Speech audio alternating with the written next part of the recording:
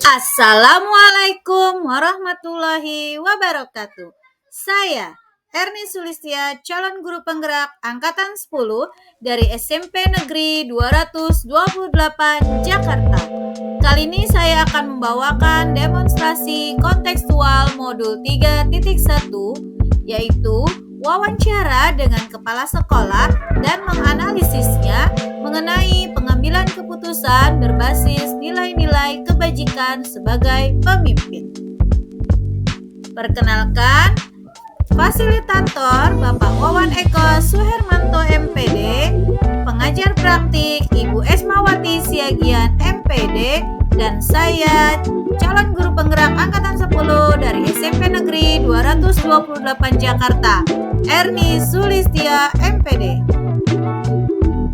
Adapun tujuan pembelajaran khusus yaitu calon guru penggerak dapat melakukan suatu analisis atas penerapan proses pengambilan keputusan berdasarkan pengetahuan yang telah dipelajarinya tentang berbagai paradigma, prinsip, pengambilan, dan pengujian keputusan di sekolah asal masing-masing dan di sekolah atau lingkungan lainnya. Wawancara dilakukan bersama Bapak Dr. Andes Suprayitno, Kepala SMP Negeri 228 Jakarta, dan Bapak Sofyan Hadi Johar, Eskom, Kepala SMP Muhammadiyah 3 Jakarta. Wawancara pertama dilakukan bersama Bapak Dr. Andes Suprayitno, Kepala SMP Negeri 228 Jakarta, di mana saya bertugas. Saya berkolaborasi dengan rekan sejawat saya yang juga merupakan calon guru penggerak angkatan 10 dari satu sekolah yang sama. Assalamualaikum warahmatullahi wabarakatuh. Waalaikumsalam warahmatullahi wabarakatuh. Jumpa lagi dengan kami dari CGP Angkatan 10 SMP Negeri 228 Jakarta. Perkenalkan, saya Boy Birnia Dan saya Erni Sulistia. Saya Suryaningsih. akan melakukan tugas demonstrasi konseptual yang akan mewawancarai kepala sekolah kita yang bernama Suprayitno. Bapak Suprayitno. Dr. Andes Suprayitno. Oke. Baik, ada beberapa pertanyaan yang akan kita tanyakan ke kepala sekolah. Tapi sebelumnya kita tanyakan dulu kabarnya seperti apa ya. Gimana Pak kabarnya hari ini? Alhamdulillah sehat walafiat.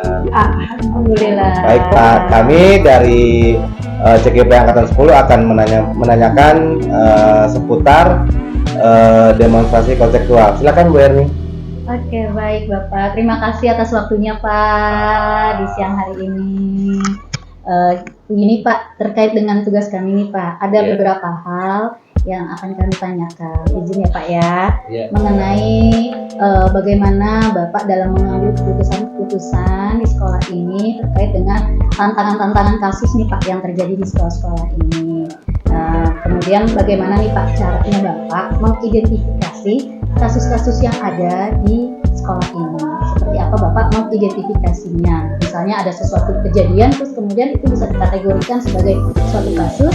Nah, itu bagaimana cara Bapak dapat mengidentifikasi bahwa itu adalah kasus yang harus segera ditangani ataupun nanti penanganannya kemudian keputusannya melalui seperti apa prosedurnya yang akan Bapak ambil. Baik, terima kasih untuk Mas Boy, Ibu Erni dan Bu Surya. Mudah-mudahan sehat juga ya. Amin. Terkait dengan beberapa permasalahan yang memang pasti ada ya di setiap lembaga, kalau di sekolah kita itu juga pasti ada permasalahan. Permasalahan itu bisa datangnya dari peserta didik, permasalahan itu bisa datang dari rekan-rekan guru, kemudian juga bisa dari tenaga pendidikan dan orang tua bahkan.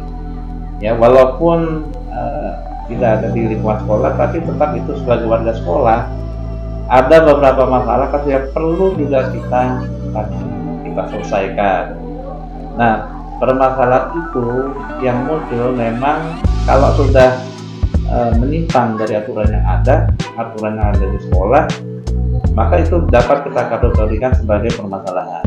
Nah, tidak langsung kita cari jalan keluarnya, tapi kita cari dulu akar permasalahannya. Jadi biasanya permasalahan itu kita petakan dulu nih, apa sih yang membuat ini jadi menyimpang, kemudian penyebabnya dari mana saja, dari faktor apa saja. Nah, itu perlu juga dicari ya akar permasalahan. Biasanya saya dibantu oleh teman-teman, wakil kepala sekolah dan dari tim manajemen sekolah. Juga perlu kita perhatikan ada teman-teman dari guru BK. Nah, ini juga beliau, teman-teman di guru BK sudah ikut memantau, ikut mencari ya ini penyebabnya apa. Saya kira ini apabila kita menemukan suatu kejanggalan, suatu penyimpangan yang ada di sekolah, saya kira seperti itu. Kemudian dari kasus-kasus yang sudah tadi Bapak sampaikan, kalau misalnya seandainya itu masuk ke dalam kasus yang dilema etika, menurut Bapak seperti apa tuh Pak? Baik, kembali ke tadi yang saya sampaikan, permasalahan itu datangnya dari mana dulu ya. Dilema etika itu bisa saja terjadi oleh guru gitu ya permasalahannya, atau bisa saja terjadi di orang tua, di anak, di tenaga pendidikan. Contoh ya, misalnya adanya bullying di anak-anak, kemudian masalah guru yang secara etika itu tidak pantas dilakukan oleh guru misalnya, atau dari orang tua yang misalnya tiba-tiba datang ke sekolah dengan kondisi marah-marah dan sebagainya. Nah, ini perlu diselesaikan. Nah, kita cari solusinya, kita ajak bicara ya. Biasanya dari tim kita akan bicara, kita akan panggil ya penyebabnya dulu nih, subjeknya dulu nih ya. Kalau memang dari peserta didik, kita panggil peserta didiknya, kita panggil orang tuanya. Kalau dari teman guru juga seperti itu, kita panggil, kita ajak bicara, dan kita secara tertutup dulu ya. Kita ingin tahu mengapa bisa terjadi seperti itu. Satu lagi nih Pak dari saya Pak, bagaimana Bapak mengambil keputusan jika dihadapkan dengan kasus di mana ada dua kepentingan yang sama-sama benar nih Pak, terlihat sama-sama benar dan sama-sama keduanya mengandung nilai kebaikan atau kebajikan. Artinya ketika kita mau memutuskan yang ini benar juga, memutuskan yang ini benar juga. Jadi kita juga dilema ya, karena kedua-duanya terlihat benar. Itu kira-kira bagaimana Bapak langkah-langkah atau prosedurnya yang Bapak ambil untuk mengambil suatu keputusan? Ya, sekali lagi kalau kita bertemu dengan satu permasalahan yang ada dua kepentingan di sana, yang dua kepentingan itu sama-sama baik, nah tinggal kita cari regulasi. Ya, regulasi itu bisa datang dari kementerian, bisa dari Pergub, bisa dari surat edaran kepala dinas. Kita di lingkungan sekolah tentu saja pelaksana regulasi yang dibuat oleh instansi di atas. Ya, ada Sudin, ada dinas pendidikan, kemudian dari daerah, peraturan gubernur, keputusan gubernur. Nah, ini adalah Permen Putristek. Kita cari nih, walaupun keduanya benar, tetapi kalau itu tidak sesuai dengan regulasi yang ada, tentu saja yang kita gunakan, yang kita putuskan adalah yang berdasarkan regulasi tersebut. Kemudian tadi langkah-langkahnya apa ya Pak dalam menangani kedua masalah yang dianggap benar ini? Ya, langkahnya kita panggil tadi, kalau subjeknya kita panggil, kita ajak bicara. Yang satu dasarnya apa? Kalau itu memang benar, yang satu dasarnya apa? Baru nanti kita pertemukan. Tapi kita cari dulu regulasinya, kebijakannya seperti apa. Dan saya tetap dibantu oleh tim manajemen sekolah. Baik. terima kasih Bapak. Akan dilanjutkan dengan rekan saya Pak ya. Ya, Silakan Silakan. Bu Surya. Baik, terima kasih Bapak. Izin melanjutkan bertanya. Menurut Bapak, hal-hal yang lebih efektif bagaimana dalam hal pengambilan keputusan, baik kembali ke peraturan sekolah atau dengan pendekatan personal baik itu? Ya, terima kasih. Ketika kita menemukan sebuah permasalahan dan itu kelihatannya akan menyebar, ya akan merembet kemana-mana.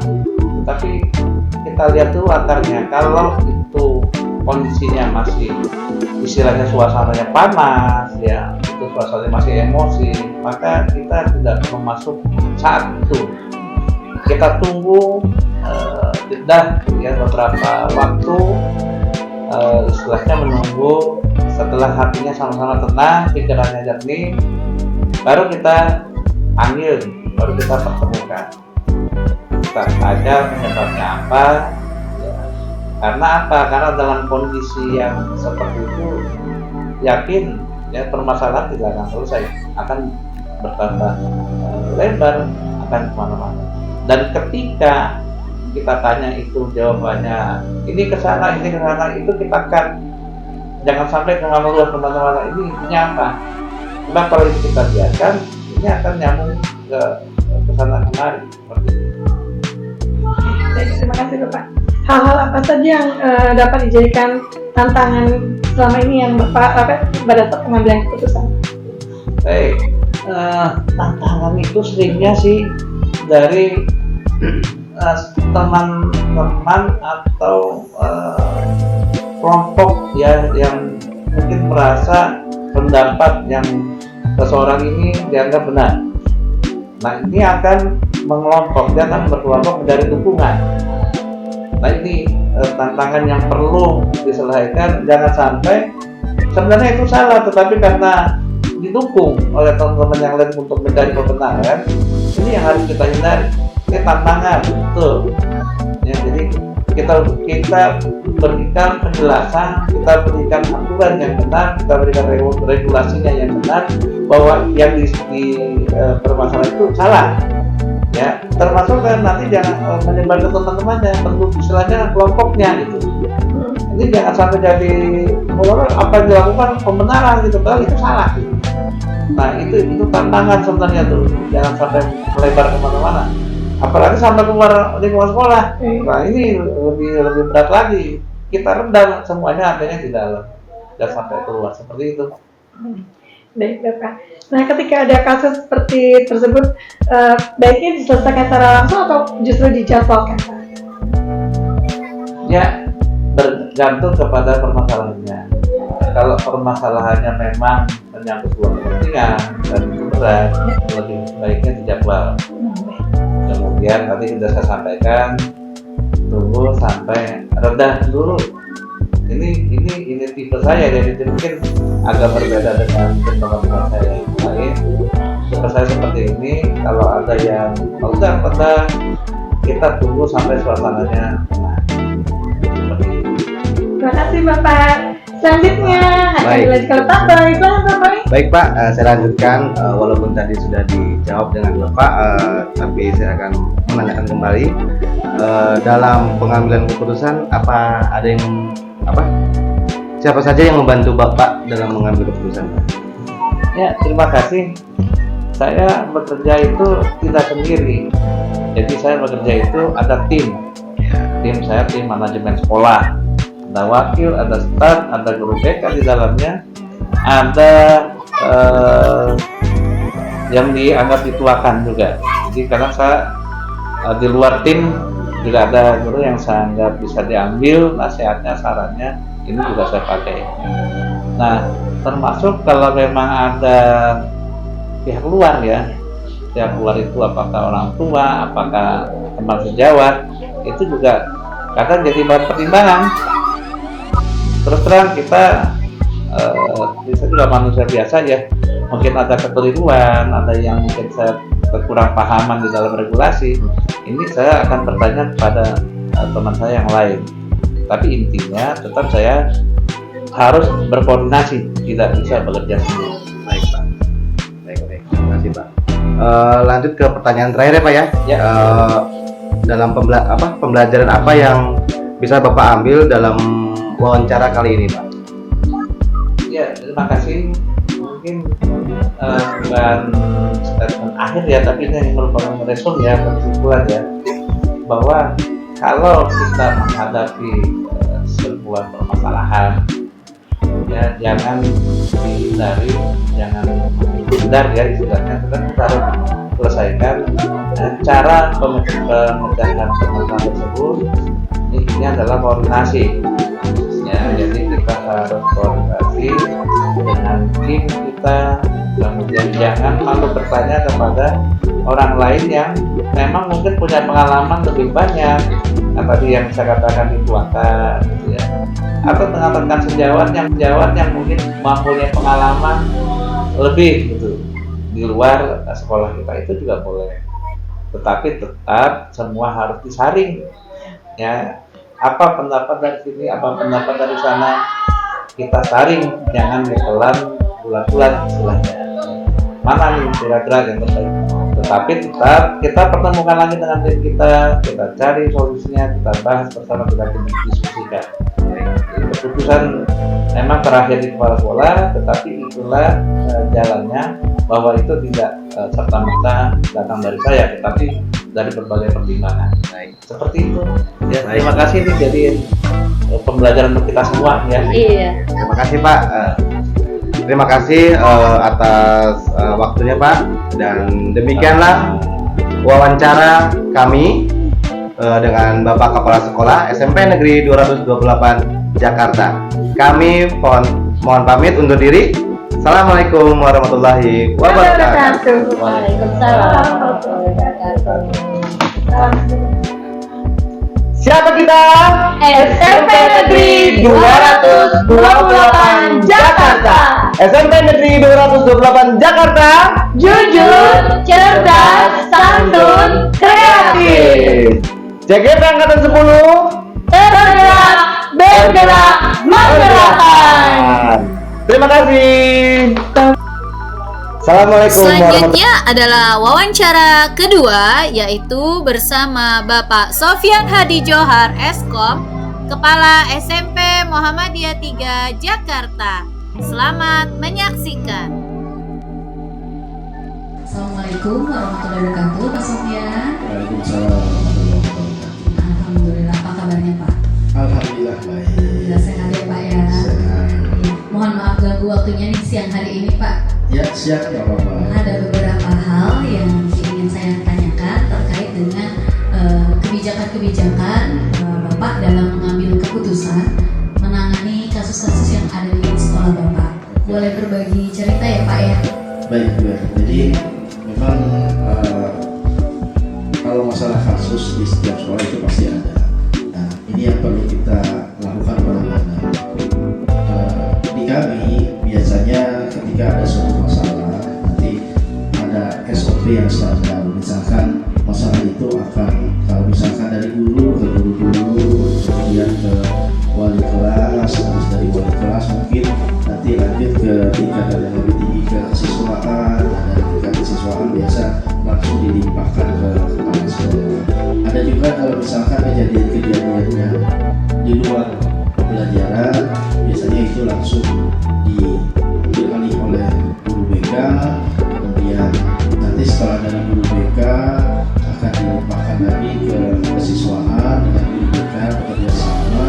Kemudian kalau memang harus melibatkan kepala sekolah, maka kepala sekolah akan di sana. Jadi memang ini prosedur-prosedur yang sudah kami lakukan di dalam penyelesaian masalah kesiswaan atau masalah pelanggaran tata tertib di anak.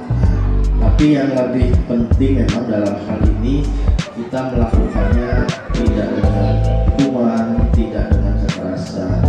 Kita bagaimana mencari sebuah akar masalahnya dulu, kemudian setelah ketemu akar masalahnya kita coba selesaikan masalah itu, dibanding kita dengan pola yang dulu. Misalkan ketika ada sebuah masalah langsung anak dipanggil, anak suruh menjelaskan kejadiannya, habis itu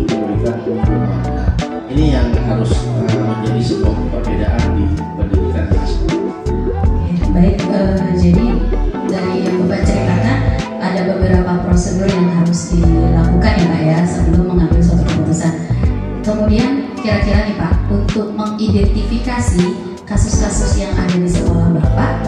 Apakah itu termasuk dilema etika atau rujukan moral seperti apa Pak?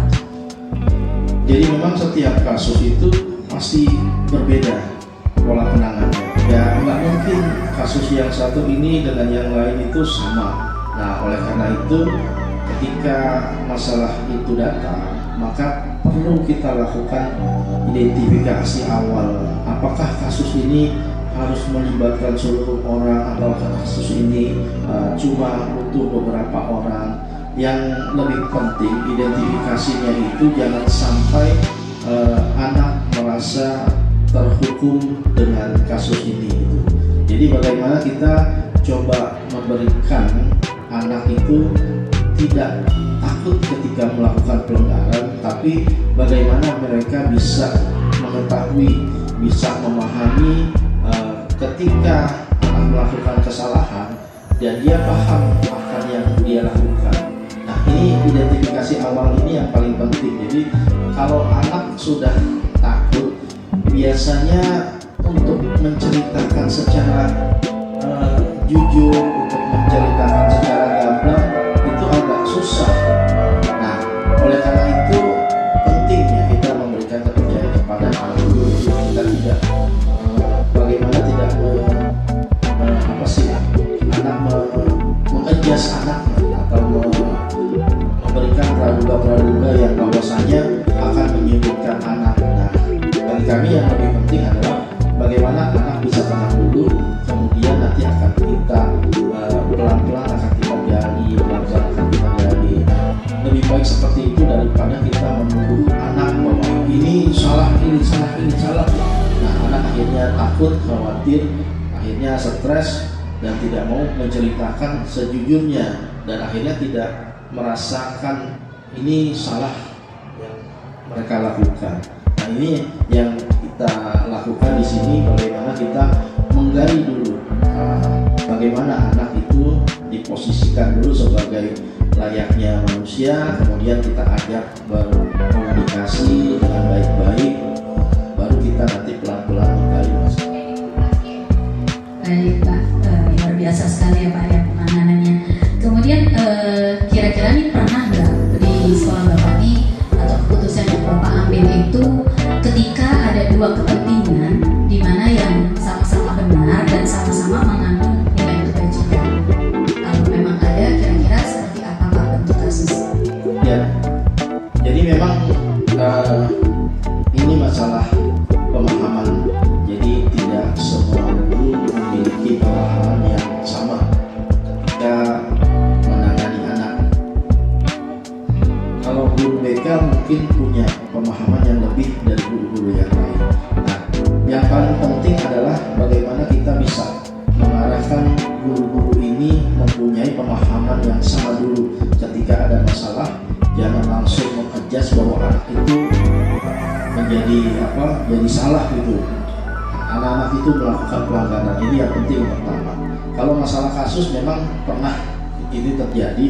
Jadi ketika ada anak yang jarang masuk, ketika anak nggak masuk sehari, besok nggak masuk lagi, masuk sehari, besok nggak masuk 2 hari. Nah ini pun pernah terjadi. Jadi ketika anak ini melakukan hal tersebut, banyak persepsi yang dibangun oleh guru-guru bahwasanya anak ini sudah tidak layak. Padahal mereka tidak pernah melakukan bertanya dulu atau mengidentifikasi dulu atau datang ke rumahnya bagaimana, apakah memang dia ada di rumah atau dia bolos atau apa. Nah ini menggali informasi ini guru-guru tidak mereka lakukan, tapi mereka bisa membangun persepsi bahwasanya anak ini ya harus dikeluarkan. Nah ini yang kami lakukan. Jadi ketika masalah tersebut kami coba mengirimkan. Jadi peran guru BK di sini bagaimana bisa mencari informasi terkait masalah tersebut. Kenapa anak ini tidak masuk gitu? Nah ini yang paling penting. Nah kita gali, kita datangkan ke rumahnya, kita ketemu orang tuanya misalkan atau bayinya. Nah, kita gali informasi kenapa anak ini nggak masuk. Kebetulan memang masalahnya ketika anak ini orang tuanya sakit, karena memang dia anak yatim, bapaknya nggak ada, kemudian orang tuanya sakit, hingga akhirnya anak tersebut mau nggak mau ketika mau berangkat sekolah harus mengurus orang tuanya dulu. Nah, informasi ini yang tidak sampai ke guru-guru. Nah, ini yang patut kita siasati, yang patut kita cermati, bagaimana informasi ini bisa sampai ke guru-guru dan guru-guru bisa paham akan hal itu. Karena memang ketika kita sudah datang ke rumahnya, memvisit dan sudah dapat data-data yang valid, data-data yang bagus yang untuk kita olah nanti, lalu kita sampaikan ke guru-guru bahwasanya ketika anak ini tidak datang karena memang anak ini sedang mengurus ibunya, karena sudah kesiangan, dia malu kalau datang harus kesiangan karena memang mengurus ibunya yang sedang sakit. Nah, oleh karena itu, disinilah peran guru BK ini sangat penting di sini dalam memberikan informasi, dan kita bisa memberikan informasi tersebut melanjutkan kepada guru-guru, bagaimana nanti guru-guru bisa memahami akan kebutuhan anak ini. Karena memang di satu sisi dia harus mengurus ibunya sebagai bakti kepada orang tua, tapi di satu sisi lagi dia punya hak untuk belajar, punya hak untuk menempuh pendidikannya. Bagaimana peran sekolah di sini dalam menjembatani hal ini? Maka kami setelah mengetahui seluk-beluknya, setelah mengetahui apa yang dilakukan anak tersebut, maka kita memberikan bukan kebebasan, tapi memberikan peluang bagaimana anak itu bisa berbakti kepada orang tua dan bagaimana anak itu bisa menempuh pendidikannya dengan baik. Oleh karena itu, ya kami memberikan kebebasan. Kalau memang anak itu datang telat, ya kita tidak harap maklumi karena memang dia mengurus ibunya gitu. Baik. Jadi kalau boleh saya rangkum nih Pak dari cerita Bapak, jadi ada salah satu murid yang memang terkendala untuk belajar secara langsung di sekolah karena harus mengurus ibunya yang sedang sakit, namun sehingga mempengaruhi hasil belajarnya, dan kemarin proses kenaikan kelas di pembicaraan gitu Pak ya, di pembicaraan. Jadi dilema etikanya adalah justice atau keadilan, karena berdasarkan hasil belajarnya tidak memungkinkan untuk syarat-syarat kenaikan kelas, namun di sisi lain kita ada kasihan ya Pak ya sama murid tersebut. Sebenarnya dia tidak mau seperti itu, maunya sekolah, tapi karena ada kewajiban menulis orang tua, jadinya sekolahnya agak tersendat dan mempengaruhi nilai, sehingga masuk kriteria murid yang dijadi pembicaraan ketika naikkan kelas ya. Oke, jadi di sini dilemanya adalah rasa keadilan lawan rasa kasihan ya Pak ya. Dan satu sisi ada juga dilema individu dan kelompok. Individu artinya individu dari murid tersebut, kelompok di sini adalah dewan guru yang memiliki nilai-nilai yang kurang dari murid tersebut untuk dinaikkan ke dalam tingkat berikutnya. Seperti itu ya Pak ya. Oke, assalamualaikum warahmatullahi wabarakatuh Pak Sofyan. Waalaikumsalam warahmatullahi wabarakatuh. Baik Pak, jadi dari cerita yang tadi sudah Bapak sampaikan, kira-kira langkah atau prosedur yang seperti apa yang biasa Bapak lakukan? Jadi memang setiap sekolah mungkin punya SOP penanganan masalah yang berbeda-beda dengan sekolah yang lain. Tapi kalau saya pertama ya kita harus punya tim dulu, tim yang akan menangani masalah-masalah, misalkan ada BK, siswaan dan guru-guru yang lain yang bisa menangani masalah ini. Jadi tidak semua masalah juga kita harus melibatkan beberapa guru. Jadi SOP yang biasa kita lakukan, pertama misalkan kalau masalah yang biasa di kelas itu dimulai dari guru, nanti guru ya dilanjutkan ke wali kelas, nanti wali kelas akan melanjutkan lagi ke guru BK, dan setelah di guru BK kalau memang belum selesai juga lanjutkan lagi ke kesiswaan, Dan kalau misalkan di kesiswaan juga belum putus juga, ya nanti dilanjutkan ke kepala sekolah. Nah ini SOP yang kita lakukan. Jadi tahapan-tahapan penanganan itu harus kita lakukan. Kemudian kalau yang di luar sekolah, kejadian-kejadian yang di luar sekolah misalnya tawuran itu, nah biasanya kita langsung ke guru BK bekerja sama dengan kesiswaan dan guru-guru yang kita bisa percayai untuk menangani masalah ini. Nah langsung itu nanti melakukan tindakan, dan tindakan itu nanti kalau misalkan belum selesai juga baru di tingkat yang tertinggi, di tingkat kepala sekolah. Nah ini, tapi yang paling penting memang dalam setiap penanganan kita harus tahu dulu karakteristik masalah tersebut. Jangan sampai nanti penanganannya yang mudah terus kita harus berlama banyak orang yang akhirnya jadi bias. Jadi harus tahu kondisinya gitu. Setiap masalah itu harus tahu kondisinya. Kemudian kira-kira nih menurut Bapak, adakah pengambilan keputusan yang Bapak keluarkan itu menggunakan cara-cara yang efektif? Kira-kira menurut Bapak cara-cara efektif seperti apa yang Bapak gunakan? Ya, seperti yang saya katakan tadi, jadi setiap masalah itu punya penanganan yang berbeda-beda. Nah, oleh karena itu saya selalu di awal membangun sekolah ini, saya selalu membangun tim yang kita persiapkan untuk akan menangani masalah-masalah tersebut. Biasanya diisi oleh guru BK, kemudian kesiswaan, kemudian ada guru-guru yang kita anggap layak untuk menangani masalah tersebut. Nah, cara yang kedua mungkin nanti ya setelah ada masalah, biasanya kita nggak langsung gegabah atau terburu-buru menyelesaikan masalah itu. Kita melakukan proses identifikasi dulu. Masalah ini bagaimana penanganannya, masalah ini berat atau tidak, ringan atau tidak, terus harus ditangani oleh siapa, harus ini yang harus kita lakukan. Nah, dari identifikasi itu nanti akan kita dapat sebuah data awal yang akan kita analisa dan kita tunjuk nanti siapa yang akan melakukan itu. Nah, setelah data awal terbentuk, baru kita bisa analisa kita lakukan, baru kita lakukan proses penanganan masalah tersebut. Nah, biasanya ya di kesiswaan guru BK itu perannya memang lebih dominan dibanding yang lainnya. Baik, kemudian kira-kira tantangan dalam mengambil keputusan dalam menyelesaikan kasus yang tadi sudah Bapak sampaikan, kira-kira apa?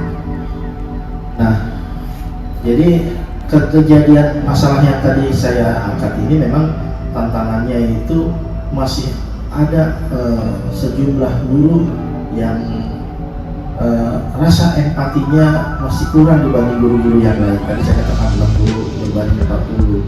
Nah, ini yang menjadi tantangan bagi saya, bagaimana saya bisa merubah guru-guru yang kurang empatinya supaya bisa mengikuti guru-guru yang sudah memiliki rasa empati. Karena memang ini suatu masalah yang menurut saya dilema juga.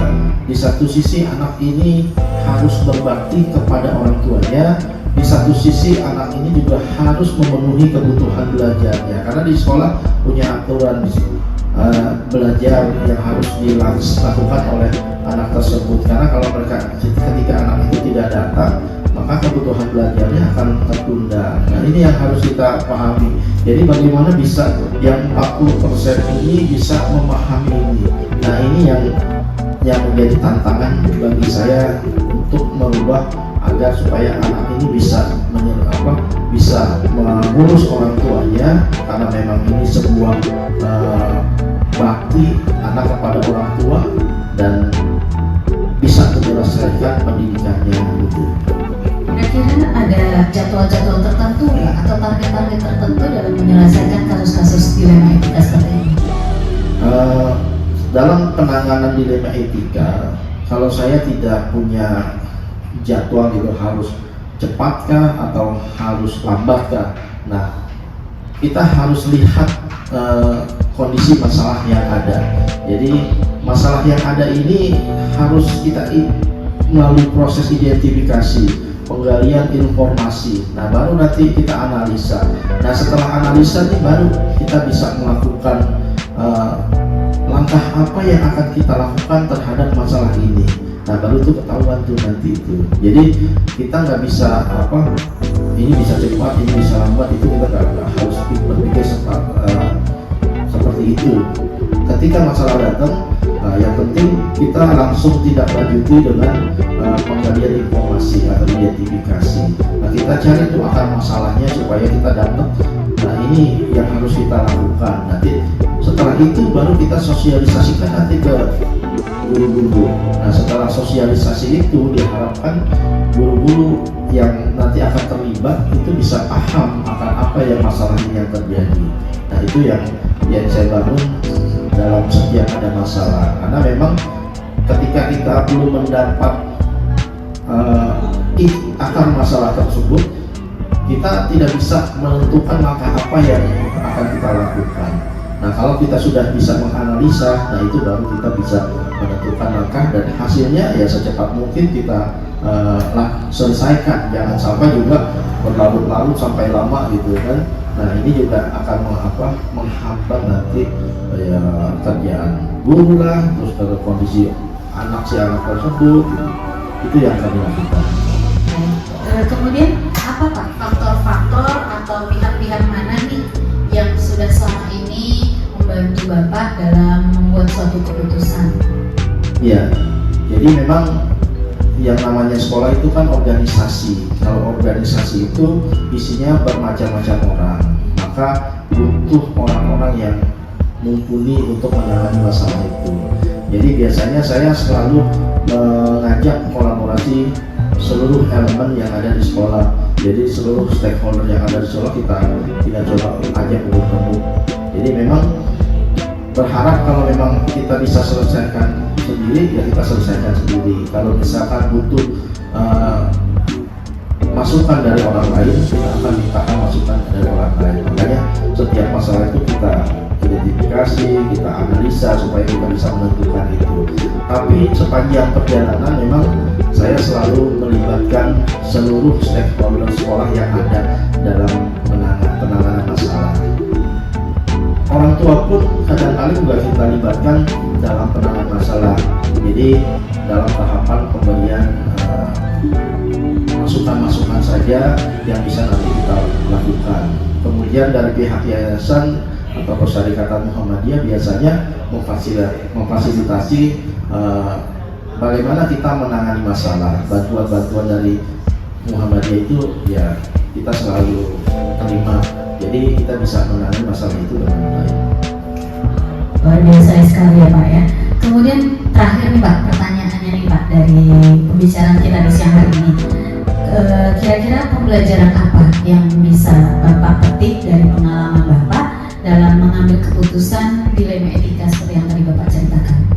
Ya, baik. Kepala sekolah itu manusia biasa.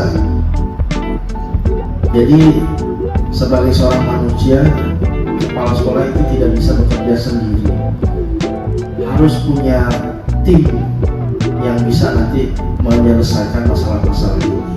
Jadi memang dalam membangun sekolah ini saya punya tim yang saya buat yang akan bisa mendukung peran kerja saya sebagai kepala sekolah nanti dalam mengambil kebijakan. Makanya saya katakan tadi setiap penanganan ini, setiap ada masalah kita akan selalu berkolaborasi, baik itu dengan orang tua, baik itu dengan Persyarikatan Muhammadiyah atau komponen-komponen lain yang saya rasa perlu, karena memang kolaborasi ini penting supaya masalah ini bisa selesai sesuai dengan apa yang kita harapkan. Kalau kita pakai kepala kita sendiri, saya khawatir nanti tidak akan sesuai. Oleh karena itu, masukan dari beberapa orang itu penting agar supaya kita bisa menangani masalah itu dengan baik. Nah, ini yang saya selalu lakukan di SMP Muhammadiyah 3. Kolaborasi dengan beberapa pihak itu memang kita lakukan dalam menangani masalah itu. Terima kasih banyak Bapak atas jawaban-jawabannya kemudian berbagi sharing cerita nih dalam pengambilan keputusan, terutama dilema etika, karena memang dilema etika itu di sekolah sering banyak terjadi ya Pak ya, sehingga itu menjadi suatu tantangan tersendiri bagi Bapak sebagai pimpinan tertinggi di SMP Muhammadiyah 3 ini dalam mengambil keputusan, terutama di dilema etika ini, seperti itu. Terima kasih banyak atas jawabannya Bapak, semoga ini sama sekali bermanfaat untuk saya dan pada umumnya untuk masyarakat. Kemudian nanti bisa kita tularkan juga nih Pak untuk kami dalam mengambil keputusan harus mempertimbangkan berbagai macam aspek dan juga berkolaborasi dengan berbagai pihak yang terkait. Terima kasih atas waktunya Bapak di siang hari ini. Ya, semoga Bapak sehat selalu dan guru-guru semua juga sehat selalu dan selalu bersemangat dalam memberikan kebutuhan belajar untuk murid-murid SMP Muhammadiyah 3 dan SMP Muhammadiyah 3 makin maju, sukses selalu. Terima kasih. Wassalamualaikum warahmatullahi wabarakatuh. Waalaikumsalam warahmatullahi wabarakatuh. Baik Pak, jadi Selanjutnya adalah analisis hasil dari wawancara. Pertama, hal-hal menarik apa yang muncul dari wawancara tersebut? Pertanyaan-pertanyaan mengganjal apa yang masih ada dari hasil wawancara bila dibandingkan dengan hal-hal yang Anda pelajari seperti 4 paradigma, 3 prinsip, dan 9 langkah pengujian? Apa yang Anda dapatkan? Hal-hal menarik yang muncul dari wawancara. Berdasarkan hasil wawancara saya, yang beliau berdua terapkan dalam pengambilan keputusan adalah mengidentifikasi masalah yang dihadapi, mendiskusikannya dengan pihak yang terkait dan tim manajemen sekolah, serta menyelesaikan masalah secara internal. Meminimalisir dampak negatif dari masalah yang muncul akibat permasalahan dilema etika, baik jangka pendek maupun jangka panjang. Pengambilan keputusan selalu dilakukan dengan musyawarah mufakat dan berkolaborasi serta berkoordinasi dengan tim sekolah, orang tua, dan pihak-pihak lainnya, serta berpihak pada murid. 2. Bagaimana hasil wawancara antara 2-3 pemimpin yang Anda wawancarai? Adakah sebuah persamaan atau perbedaan? Kira-kira ada yang menonjol dari salah satu pemimpin tersebut? Mengapa? Apa yang membedakan? Persamaan atau perbedaan yang muncul. Berdasarkan hasil wawancara saya, ada beberapa persamaan antara lain. Tahap identifikasi secara umum sama, yaitu dimulai dari pengumpulan fakta dengan prinsip kekeluargaan dan bimbingan secara komprehensif. Pengambilan keputusan selalu dilaksanakan dengan musyawarah mufakat dengan pihak terkait dan berpihak kepada murid. Tidak ada jadwal khusus dalam penyelesaian masalah. Masalah diselesaikan secara langsung maupun menunggu situasi hati tenang, tidak terburu-buru dalam mengambil keputusan. 3. Apa rencana ke depan para pimpinan dalam menjalani pengambilan keputusan yang mengandung unsur dilema etika? Bagaimana mereka bisa mengukur efektivitas pengambilan keputusan mereka? Rencana pengambilan keputusan ke depannya. Berdasarkan hasil wawancara saya, beliau berdua akan menggunakan 9 langkah pengambilan dan pengujian keputusan. Setiap permasalahan akan dianalisis secara runtut dan diselesaikan secara kekeluargaan dan berpihak pada murid. Jika permasalahan terulang, maka akan diambil opsi trilema dengan melibatkan pihak-pihak terkait. Pengujian efektivitas pengambilan keputusan. Berdasarkan hasil wawancara saya, beliau berdua mengukur efektivitas berdasarkan pengujian benar lawan benar sehingga keputusan yang diambil dapat menguntungkan kedua belah pihak dengan prinsip kekeluargaan. Melakukan uji intuisi dengan berpikir berbasis peraturan. Melakukan uji panutan berdasarkan prinsip rasa peduli atau care-based thinking dengan meletakkan diri di posisi orang lain. 4. Refleksi. Bagaimana Anda sendiri akan menerapkan pengambilan keputusan dilema etika pada lingkungan Anda, pada murid-murid Anda, dan pada kolega guru-guru Anda yang lain? Kapan Anda akan menerapkannya? Penerapan pengambilan pengambilan keputusan dilema etika pada diri sendiri, yaitu jika saya menghadapi dilema etika, saya akan mengidentifikasi masalah yang terjadi dan mengenali nilai-nilai yang saling bertentangan, berkoordinasi dan berkolaborasi dengan pihak yang terkait, menerapkan 9 langkah pengambilan dan pengujian keputusan. Demikianlah wawancara saya dengan 2 kepala sekolah yang hebat. Terima kasih.